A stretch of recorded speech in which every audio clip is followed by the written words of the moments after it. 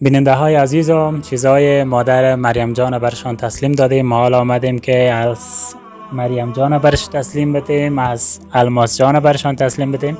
در ویدیو قبلی گفته بود که از الماس جان پرسان کرده بودم الماس جان چی میخوایی؟ میگفت که قلم میخوایم. رنده گفته بودی نه؟ لنده. چی؟ لنده. رنده قلم رنگه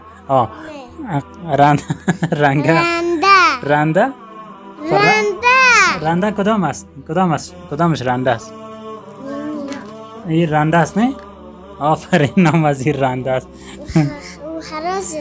خلاص نشده اون دوائی که پرش کردی. خب یک کارتن پنسل پاک چند تا به خودت بتم؟ از یک کارتن 30 دانه است.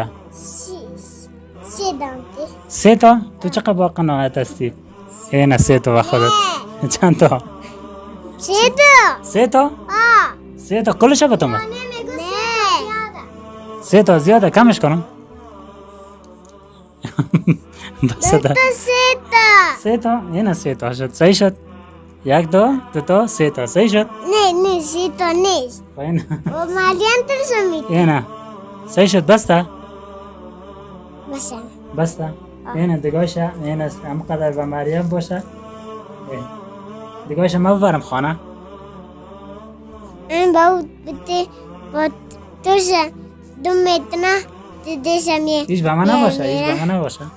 تو مکتب میری؟ آن وای چرا مکتب نمیری؟ تران هستی یا خطرت؟ خیره یا استودنت هستی؟ خیره میرم نوشته میکنم و پس میرم خانه. باید میریم؟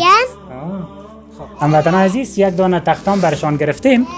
این تخته رو ما بر دیوال نصب میکنیم برشان که در دیوال باز بتانن که اما روزانه فعالیت هایی که در مکتب معلم برشان انجام میده باز بتانن خودشان در خانه بیان معلمی بکنن، خودشان بنویسن. الماس جان بنویسه، مریم جان باز توجه بکنه، یا مریم جان بنویسه در تخته باز الماس جان نوشته کنه. بنویسه نوشته بکنه. صحیح. یعنی بریم تخته رو نصب بکنیم همونجا در دیوال. کجا نصبش بکنیم؟ کجا؟ اینجا. کجا بندش بکنیم؟